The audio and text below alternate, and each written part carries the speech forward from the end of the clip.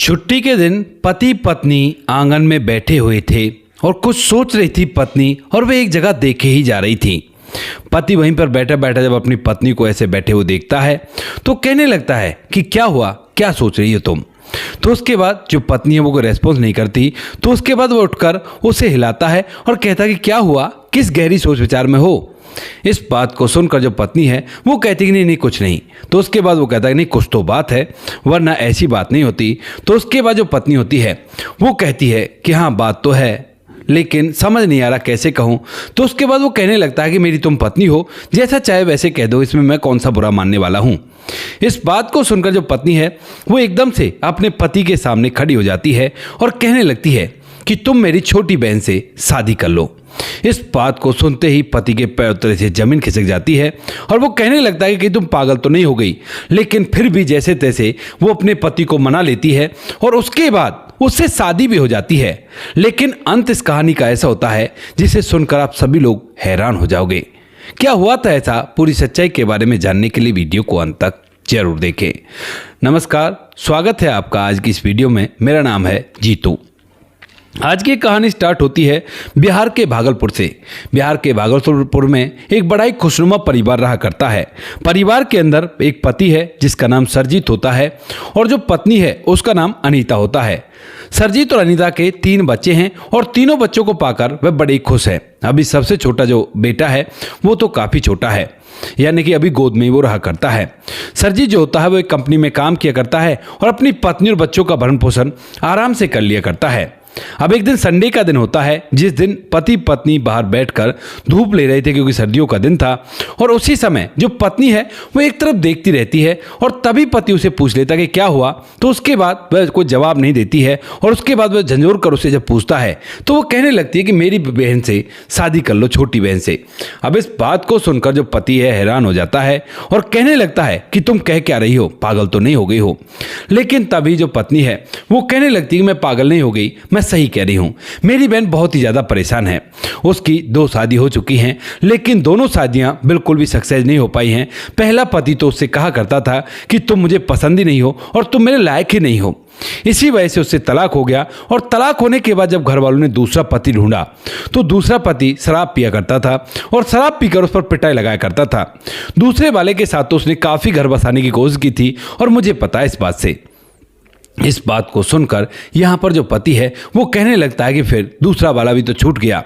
तो वहाँ पर वो कहने लगती है कि हाँ छूट गया, क्योंकि उसने कई बार कोशिश की थी लेकिन वो मार पीट कर उसे घर भेज दिया करता था और जब बच्चा हो गया है उसके बाद भी वो मार पिटाई किया करता था। उसके बाद मजबूरी में उसने उसे छोड़ा है, जबकि कोर्ट ने जब टाइम दिया था कि 6 महीने तुम एक साथ रहकर देखो, तो मेरी बहन साथ भी रही थी कि कैसे भी घर बस जाए, लेकिन वो घर बस ही नहीं पाया। अब वो बेचारी बड़ी दुखी है क्योंकि घर पर कोई भी छोटी मोटी बात हो जाया करती है तो उसी को नाम धरा जाता है और उसे घर का सारा काम भी करना पड़ता है। लेकिन उसके बावजूद भी घर में नौकरानी से ज़्यादा वैल्यू उसकी कुछ भी नहीं है। माता पिता भी ताने मारा करते हैं, भैया भाभी भी ताने मारा करते हैं और मुझसे अपनी बहन का ये दुख देखा नहीं जाता। ऐसा कहते हुए बड़ी बहन अनीता रोने लगती है और उसके बाद जो उसका पति होता है सरजीत वह कहने लगता है कि अरे देखो ऐसे तो रो तो मत ना, मैं ये कह रहा हूँ कि बिल्कुल गलत रहेगा और बहुत ही गड़बड़ हो जाएगी। तो वो कहती है कि जब मुझे पूरा विश्वास है आप पर और अपने आप पर तो कोई भी गड़बड़ नहीं होगी, बस आप एक बार हामी भरो और मैं तुम्हारी उससे शादी कराना चाहती हूँ। इस बात को सुनकर पति काफी बार मना करता है, पत्नी उसे मनाती है, उसके पैर पकड़ लेती है रोते हुए कि मेरी बहन का दुख दूर कर दो और तुम उसे घर पर रख लो, कम से कम यहाँ पर ऐसा तो है उसके लिए कोई ऐसी बात तो नहीं कहेगा जैसी वहां पर कही जाती हैं। तो पति जो सरजीत होता है वह भी अंत के दर्जे मान जाता है, क्योंकि पत्नी से प्यार जो किया करता था तो उसकी बात भला कैसे न मानता। उसके बाद जो पत्नी होती है वह अपनी बहन, सबसे पहले तो बहन रेनू से बात करती है, कहती है कि बहन देखो मैं अपने पति से अगर तुम्हारी शादी करा दूं तो तुम्हें कोई आपत्ति तो नहीं है। अब इस बात को सुनकर यहाँ पर बहन थोड़ी देर हिचकती तो है, लेकिन जब वो देखती है कि उसके ऊपर इतना कुछ सहन उसे करना पड़ रहा है तो उसी वजह से वह भी इस बात के लिए हामी भर देती है। उसके बाद जो बड़ी बहन होती है अनीता, वह अपने माता पिता से पूछती है। तो जो माता पिता होते हैं वो भी एक बार भी मना नहीं करते हैं, क्योंकि वो भी इससे परेशान हो चुके थे और कहते हैं कि बेटी अगर ऐसा होता है तो कोई बात नहीं, चुपचाप शादी करवा के तुम्हारे साथ उसको रख देंगे और बहन बहनों की बच भी जाएगी। इस बात को सुनकर यहाँ पर जो बहन होती है वह अब तैयार हो जाती है। अपनी छोटी बहन की शादी अपने पति से करवा देती है। घर के अंदर ही चुपचाप शादी कर ली गई थी, क्योंकि 2 शादियां वैसे तो अलाउड नहीं है, लेकिन जब पहली पत्नी को कोई आपत्ति ना हो तो उसके बाद 2 शादियां आराम से रह सकती हैं, कोई भी परेशानी नहीं है। तो इसी वजह से जब उसकी शादी हो जाती है तो यहाँ पर दोनों पत्नियां एक साथ रहने लगती हैं चुपके चुपके।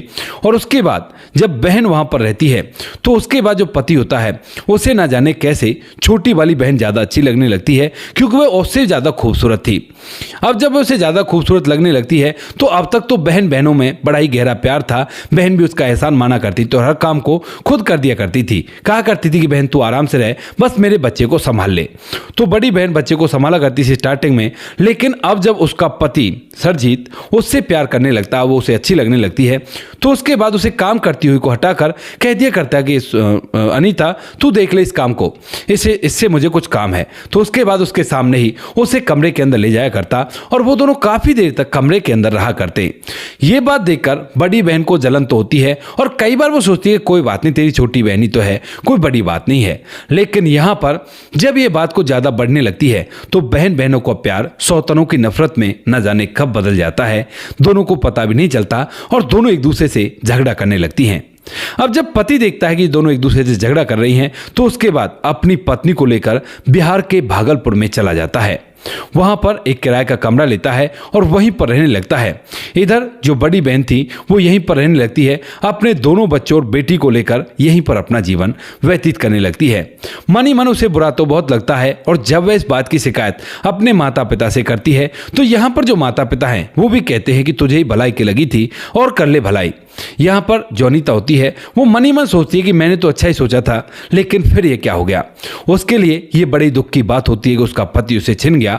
लेकिन उसके बाद भी जब वह अपने पति से इस बात की शिकायत करती है तो पति भी साफ बोल देता है कि देखो तुम्हारी गलती है, तुम एक साथ नहीं रह सकती, तो मैं तो इसे खुश रखूंगा और तुमने ही की थी शादी, वरना मैं तो शादी करने के लिए तैयार ही नहीं था।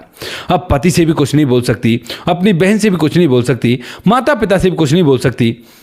तो इसी वजह से वह अपने जीवन को ऐसे ही व्यतीत करने लगती है। सोचती है कि बच्चों को बड़ी करती हूँ और जब बच्चे बड़े हो जाएंगे तो उसके बाद मुझे सहारा देंगे। यहाँ पर फिलहाल बच्चों की उम्र 4 से 5 साल थी और उसी समय जब पति का साया बाप का साया जब उनके सर से उठ जाता है तो बच्चे भी जल्दी सयाने हो जाते हैं। और जैसे वो 15-16 साल के होते हैं तो गाँव के बाहर हाईवे के नज़दीक उनकी 2 दुकानें थी और दोनों बच्चे उन दुकानों को संभाल लेते हैं और उसमें कुछ काम करने लगते हैं अपना।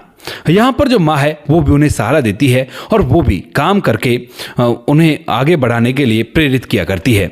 दोनों बच्चे प्रेरित होते हैं और प्रेरित होने के बाद अपने घर के खर्च को खुद से संभालने लगते हैं और अब तक जो पिता है वो सहारा देता हुआ आया था। वहाँ पर जो भी वह कमाया करता प्राइवेट नौकरी करके अपनी दूसरी पत्नी को रखा करता और यहाँ पर जो पहली पत्नी है वो खेती बाड़ी को खुद से किया करती और उसी के सहारे अपनी जीवनचर्या को आगे बताती है। बच्चे जब बड़े हो जाते हैं और उसके बाद जब बच्चों की शादी होती है तो उसके बाद इस महिला के अच्छे दिन आते हैं, वरना इसने जिंदगी में दुख ही दुख देखा था। लेकिन जब बच्चों की शादी हो जाती है तो उसके बाद ये बड़ी खुश होती है और सोचती है कि चलो छोड़ो, एक भलाई के चक्कर में पति का प्यार तो छिन गया, लेकिन बच्चों का प्यार तो है, ये शायद उसे नहीं मिल रहा होगा। तो दोस्तों यहाँ पर जो पति होता है अब वह स्टार्टिंग में तो महीने 2 महीने में आ जाया करता था, लेकिन जब बच्चे बड़े हो गए हैं तो उनकी शादी की उम्र हो गई है तो उसके बाद उसने आना ही बंद कर दिया है। सबसे बड़ी लड़की थी उसकी, पहले उन्होंने शादी कर दी थी और उस शादी में उसके पति ने भी कुछ पैसा दिया था, लेकिन जब बच्चों की शादी होती है, बेटों की शादी होती है तो उसमें एक भी पैसा वो नहीं देता है। और जो बहुएं इसकी आती हैं वो बड़े आदर सम्मान के साथ इसे रखा करती हैं, क्योंकि उन्हें पता है कि इस माँ ने इन्हें बड़े संघर्ष से पाल पोस कर बड़ा किया है, तो इसीलिए उसके आगे पीछे बहू घूमा करती है और कहा करती हैं कि माँ जी आपको टेंशन लेने की जरूरत नहीं है। इधर यहाँ पर जो उसका पति होता है वह अपनी दूसरी पत्नी के साथ रह तो रहा था, लेकिन जैसे उसका भी जो बेटा होता है उसकी शादी होती है तो शादी होने के बाद जो उस बेटे की बहू आती है वो उनके साथ इतना बुरा व्यवहार करती है कि उन दोनों को धक्के देकर घर से बाहर निकाल देती है। अब जब उन्हें वो घर से बाहर निकालती है धक्के देकर तो यहाँ पर अब तक उनकी उम्र भी काफ़ी ज़्यादा हो चुकी थी और इसीलिए वह इधर दर दर की ठोकरें खाने लगते हैं और ठोकरें खाते हुए वह जब अपने गांव में जाते हैं और अपने बेटों की जो पिता है वो मौज देखता है, तो उसके बाद सोचता है कि यहीं पर समय व्यतीत हो सकता है, क्योंकि अब कमाना तो मेरे बस की नहीं है, इनमें से किसी दुकान पर बैठ जाऊंगा, क्योंकि अब तक बेटों ने वो सारी प्रॉपर्टी अपने नाम करवा चुके थे और इस बात का दबाव ससुराल वालों ने भी दिया था। इसीलिए यहाँ पर जो बेटा था, उनका जो दूसरा बेटा था, उस दूसरी पत्नी का, जिसको पीछे दूसरे पति के बेटे को लेकर आई थी, वह जब ये देखता है कि इस पिता ने तो सारी प्रॉपर्टी अपने 2 बच्चों के नाम कर दी, मेरे लिए कुछ नहीं छोड़ा, तो इसी बात से उनके बीच में लड़ाई होती है और इस लड़ाई के चलते दोनों पति पत्नी को वो घर से निकाल देते हैं। अब तक बुढ़ापा भी आ चुका था, तो इसीलिए वह वहां पर जाता है और वहां पर जाकर अपनी पत्नी से कहने लगता है कि आज से मैं यहीं पर रहूंगा। इस बात को सुनकर जो बेटे होते हैं वह एकदम से गर्म हो जाते हैं और कहते हैं कि आपको यहाँ पर रहने की ज़रूरत नहीं है, जब आपकी ज़रूरत थी जब तो आप आए नहीं, और अब यहाँ पर रहकर क्या करोगे। लेकिन तब भी जो अनीता होती है वह उस पर तरस खाती है और अपने बेटों को समझाने लगती है, कहती है कि बेटा कोई बात नहीं, आखिरकार हैं तो तेरे ये पिता ही। इस बात को देखते हुए यहाँ पर जो रेनू होती है उसे अपने किए हुए सारे कर्म याद आ जाते हैं और उसके बाद वह अपनी बहन के पैर पकड़कर रो रो कर माफ़ी मांगने लगती है और कहती है कि बहन, इस लायक हो तो नहीं कि तू मुझे माफ़ कर दे, लेकिन फिर भी माफ़ कर देगी तो आगे की ज़िंदगी आराम से व्यतीत हो जाएगी और मैं तुम्हारी ज़िंदगी से दोबारा जा रही हूँ।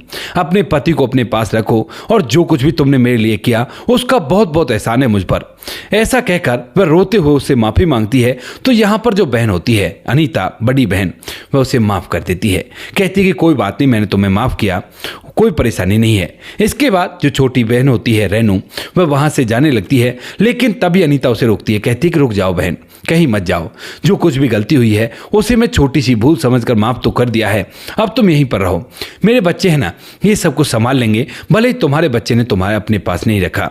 इसी वजह से वह ये बात कहकर उन्हें अपने पास रोकने के लिए कहने लगती है, बच्चे कई बार मना करते हैं, कहते हैं कि नहीं माँ, इनको अपने साथ नहीं रखेंगे, इन्होंने तुम्हारे साथ बहुत बुरा किया है, लेकिन फिर भी जो बड़ी बहन होती है वो अपने बच्चों को समझा लेती है और समझाने के बाद उन्हें घर के अंदर रखने लगती है। आज के समय में जो पिता है वो अपने बच्चों के साथ रहा करते हैं और दोनों बच्चे उन्हें अच्छी तरह से रखा करते हैं। यहाँ पर कैसी भी कोई परेशानी नहीं है, पिता दुकान पर भी उनका हाथ बटाने के लिए जाया करते हैं और धीरे धीरे बच्चे भी उन्हें माफ़ कर चुके हैं। अब घर के अंदर 2 माँ हैं, 1 पिता है और वो लोग इस तरह से रह रहे हैं। तो दोस्तों ये थी आज की कहानी, आपको जैसी भी लगी हो कमेंट सेक्शन में बता देना। वीडियो अगर अच्छी लगी हो तो वीडियो को लाइक और चैनल को सब्सक्राइब जरूर करें, ताकि हमें थोड़ा सा हौसला मिल सके आप लोगों के लिए ऐसी अच्छी वीडियो बनाने के लिए। इन कहानियों को सुनाने का उद्देश्य किसी को परेशान करना बिल्कुल भी नहीं है। ये कहानी आपको इसलिए सुनाई जाती है ताकि आप लोग इन कहानियों में से कुछ ना कुछ सीख सको और अपने जीवन में उस चीज़ को अप्लाई कर सको। मिलते हैं किसी नेक्स्ट वीडियो नए टॉपिक के साथ, तब तक के लिए जय हिंद, जय भारत, जय हिंदुस्तान।